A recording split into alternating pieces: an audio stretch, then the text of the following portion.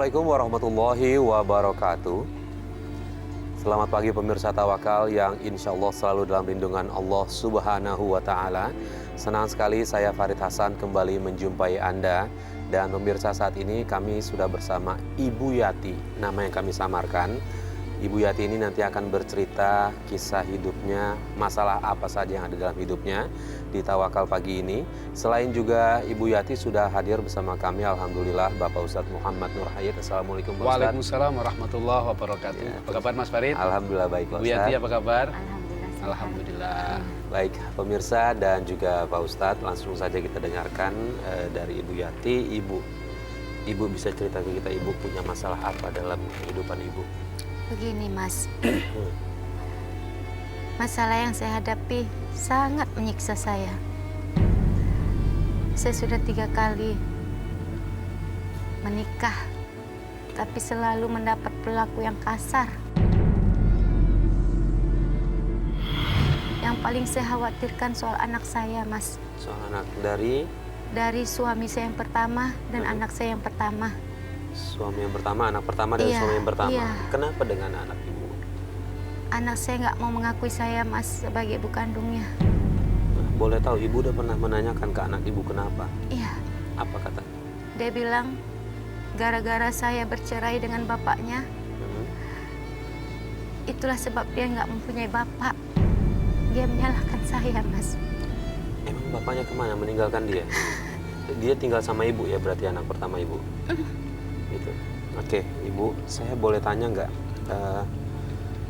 Alasan Ibu sama suami Ibu yang pertama bercerai, salah satunya kan dia melakukan kekerasan sama Ibu ya. Ada alasan lain nggak? Apa gitu? Iya, mertua saya nggak suka sama saya. Mertua nggak suka sama Iya. Ibu? Oke. Dia suruh nyeraikan saya karena saya nggak pantas untuk mereka. Jadi Ibu mengabulkan apa mau mertua Ibu ya? Iya. Itu alasannya akhirnya bercerai. Iya. Oke, Pak Ustadz, ini Ya. ada 2 kasus Pak Ustadz. Anak pertamanya nggak mengakui ibunya. Betul.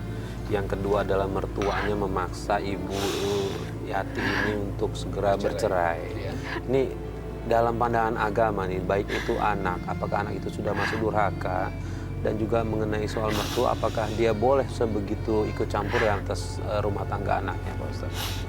Ya Mas Farid, para pemirsa ANTV dimanapun berada, kita semua, saya khususnya ikut prihatin dengan apa yang dialami oleh Bu Yati ya Bu. Yang pertama, sebagai sesama orang yang beriman, saya menasehatkan kepada diri saya dan Ibu Yati, bersabarlah atas apa yang Allah takdirkan ini. Ini makna dari watawasau bil haqqi watawasau bis sabr. Yang kedua, ini menjadi pelajaran untuk kita dan pemirsa ANTV dimanapun berada.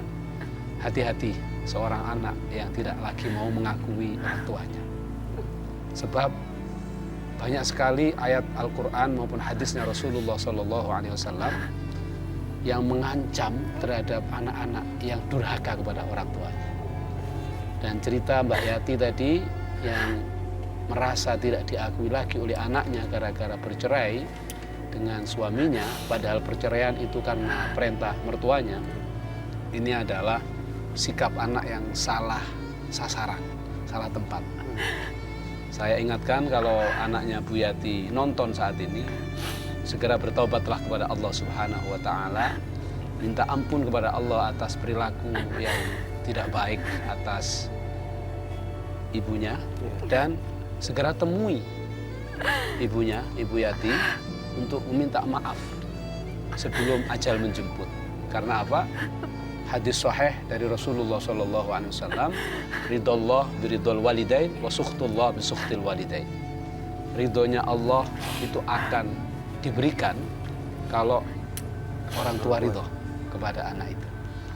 Dan marahnya Allah, siksanya Allah akan Allah turunkan kalau orang tua itu marah, tidak mau untuk memaafkan anak itu. Iya. Dan siksa terhadap birrul walidain atau ukukul walidain, siksa terhadap durhaka kepada orang tua itu 2, di dunia dan di akhirat.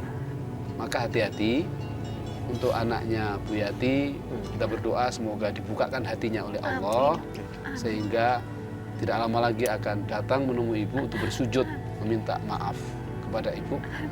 Karena ada hadis Rasulullah yang lain, al-jannatu tahta aqdamil ummahat. Surga itu berada di bawah telapak kaki ibu. Nah, terkait dengan mertua yang meminta cerai, ini mertua yang tidak bertanggung jawab. Saya bisa pastikan mertua yang model begini, mertua yang tidak mengenal pemahaman keagamaan yang baik. Karena apa? Karena ketika seorang sudah menikah, maka tanggung jawab dunia dan akhirat dari orang itu adalah terletak di pundak suaminya. Jadi kalau Ibu Yati sudah menikah sama suaminya, apapun hidupnya Bu Yati itu ya di tangan suami. Maka kalaupun mertua meminta cerai selama suaminya tidak mau, tidak usah diikutin mertua. Dan kalau ada mertua yang meminta cerai kepada anaknya, ini jelas mertua yang tidak bertanggung jawab. Karena kalau mertua yang baik, justru ketika ada perbedaan, pertengkaran, akan disatukan. Apalagi dalam Al-Quran memang disebutkan tugas kita sebagai orang yang beriman itu harus mendamaikan antara dua orang yang berselisih. Fa'aslihu baina akhwaikum. Jadi kalau ada yang berbeda, damaikan. Jangan malah diprovokasi. Nah, ini malah dicerai. Padahal ada ancaman dari Allah melalui hadisnya Rasulullah untuk orang-orang yang bercerai. Abghadul halal indallahi at-talaq. Perkara yang boleh, yang halal dilakukan, tapi sangat dibenci di sisi Allah, itu adalah bercerai. Kita sendiri kalau ada masalah dengan istri misalnya, atau seorang istri ada masalah dengan suami, kalau dikit-dikit cerai, itu sangat dibenci oleh Allah. Apalagi ada orang lain yang intervensi meminta cerai. Ini dibencinya double. Pertama, apa urusan lo minta cerai pada orang lain? Yang kedua, dia mengerjakan sesuatu yang sangat dibenci oleh Allah. Maka cara pertama dari Bu Yati yang sekarang mengalami masalah itu, tolong endapkan hati dan pikiran, pasrahkan kepada Allah dulu. Tawakal. Sambil bersabar, selebihnya berdoa kepada Allah. Semoga kalau yang sudah bercerai dari suaminya karena permintaan mertua, lupakan. Anggap ini sebagai takdir. Semoga ini takdir terbaik. Tapi untuk anak, doakan kepada anak. Bacain Fatihah setiap hari. Setiap sholat. Ya Allah, jadikanlah anakku Mbak Dewi, kau bukakan hatinya bahwa aku ini ibunya, aku yang melahirkannya. Bukalah hatinya agar dia datang kepadaku ya Allah, agar aku bisa bersama dengannya ya Allah. Al-Fatihah. Selalu begitu. Jadi setiap habis sholat bacain Fatihah, insya Allah Dewi akan datang sama itu. Yang kedua, di waktu-waktu longgar habis sholat sambil bekerja, ibu baca Asmaul Husna. Ya Latif. Ya Latif. Ya minimal 200 kali. Minimal 200 kali. Insya Allah sambil jalan Mas Farid, sambil ke luar rumah baca Ya Latif, Ya Latif, Ya Latif, Ya Latif. Artinya Latif itu lembut. Wahai zat yang maha lembut. Allah Subhanahu wa Ta'ala. Allah sangat lembut, penuh cinta kepada hambanya. Kita minta kepada Allah, Ya Latif, wahai engkau zat yang maha lembut. Wahai engkau zat yang maha lembut, Ya Latif. Di hatinya, lembutkan hatinya Dewi. Bu Yati, sekarang anaknya tinggal di mana? Dia ngekos, Mas. Si Dewi ini ngekos? Iya. Udah berapa lama dia ngekos? Udah lama dari dia naik kelas 2 SMK. Sekarang dia sudah kerja atau masih kerja? Sudah kerja, berarti kerja. sudah bertahun-tahun ya? Sudah Ya Allah, bertahun-tahun. ini lama sekali nih Pak Ustadz, ibunya kangen sama anaknya, pengen anaknya kembali.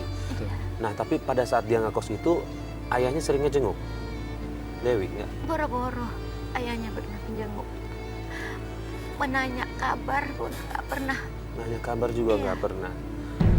Oke. Tadi kan mertua minta Ibu Yati untuk cerai ya, Iya. kemudian bercerai, betul? Iya.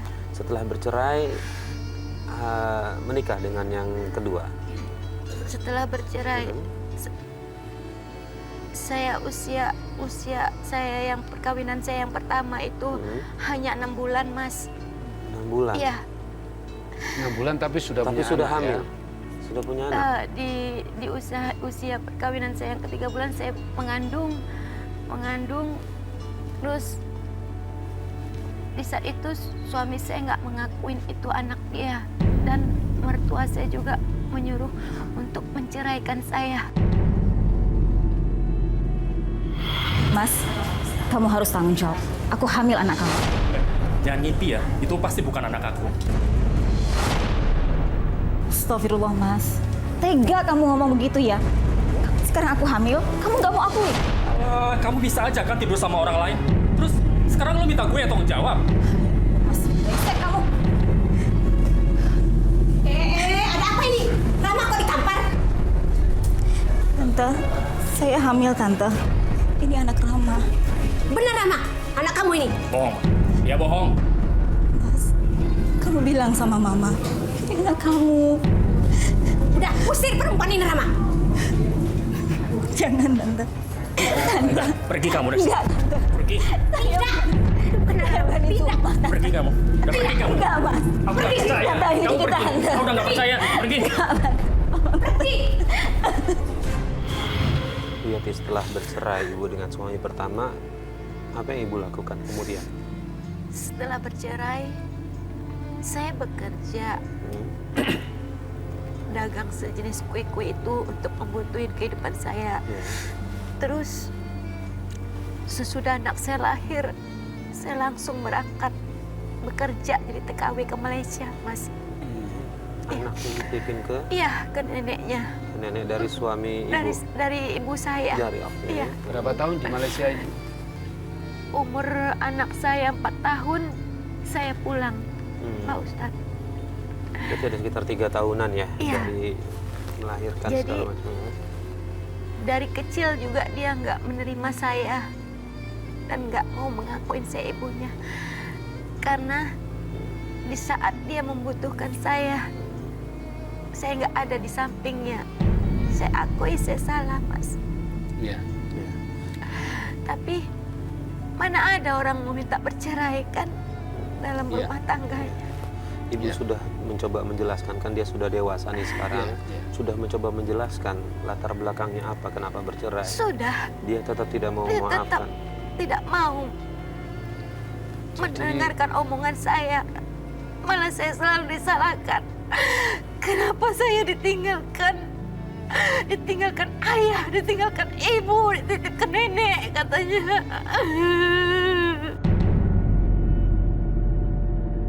Ya Allah, aku kangen Dani ya Allah. Tapi di mana dia? Aku pengen bertemu. Kayak Dani. Dani? Dani? Dani? Ibu Anak siapa? Ini ibu, Nak. Saya nggak kenal sama ibu. Ini ibu kamu. Dan ibu minta maaf karena kemarin kita terpisah setelah sekian lama. Ibu salah orang kali. Enggak, Dani. Ini ibu, Nak. Ih, apa-apaan sih, Bu? Jangan pengen mengeluh deh. Maafin ibu, Nak. Iya, apaan sih, Bu? Pergi deh. Dani, ini ibu kamu. Gue gak punya ibu. Ibu gue udah meninggal. Maafin ibu. Denger ya.